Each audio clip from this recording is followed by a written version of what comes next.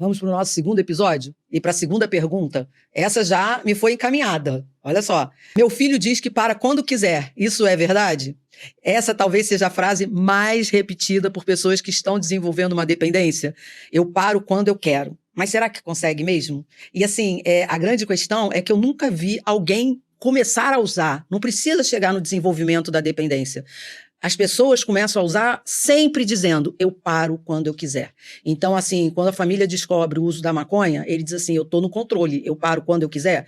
Descobre problemas com álcool, né? Que as famílias costumam ser mais permissivas com álcool. E aí vê, né, que está tendo aquele porre que não gostaria que tivesse, o filho adolescente chegando embriagado em casa. Mas ele diz assim, eu paro quando eu quiser, foi só uma situação que eu perdi o controle. E a coisa vem evoluindo. A grande questão que implica, né, no desenvolvimento da dependência química, tanto nos familiares quanto no dependente, é a negação. Esse é um dos principais mecanismos de desenvolvimento da doença e de dificuldade de ir para o tratamento. É o familiar que nega que o seu parente, né, seu marido, esposa, filho, pode estar desenvolvendo um problema. Ele quer acreditar que esse familiar para quando quiser, apesar de que, no fundo, todo familiar fica muito angustiado, com muito medo de que isso possa estar acontecendo. Mas ele entra num processo de negação. E o usuário também entra nesse processo de negação. Ele acredita que ele para quando ele quiser. Ele acredita que essa substância não vai entrar, né, num processo de tirar esse controle dele. E a outra questão que é muito importante é a ilusão de controle e a perda de controle. Então, assim, todos eles têm a ilusão de controle e muitas vezes não conseguem identificar a perda de controle, não consegue identificar que o uso está sendo maior do que o que foi programado. Eu costumo dar assim, um exemplo para os jovens, né? Quando eles vêm com essa fala, né, de eu paro quando eu quiser, ou quando um paciente chega no meu consultório, né, com muita raiva porque a esposa levou, porque o marido levou, porque a mãe levou, eles chegam sempre com raiva, né? Acho que a gente que trabalha com dependência química é treinado para lidar com raiva e com negação constantemente, né? Então, eu dou um exemplo assim, que o cérebro, né, o núcleo de prazer, ele começa a funcionar como se fosse aquelas, vamos tentar dar o exemplo das formiguinhas, né, levando comidinha pro formigueiro, para não faltar comida. Só que aí ela tá levando um pouquinho, numa certa velocidade, daqui a pouco ela começa a ficar agoniada e tem que levar mais quantidade, mais rápido. Eu também falo muito daquele jogo, nem todo mundo vai conhecer, mas eu faço esse paralelo, né, que é com Pac-Man.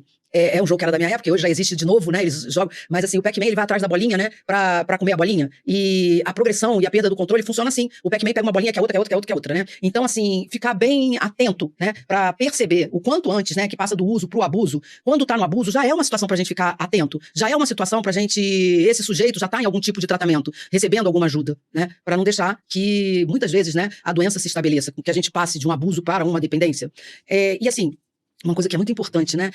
Pela doença, eles vão buscar brigas. Pela própria doença, pela própria inquietude, eles vão buscar discussões. E aí a recomendação que é dada, até pelos grupos de mútua ajuda, né? Evite a primeira briga, a primeira discussão. Discutir costuma não funcionar.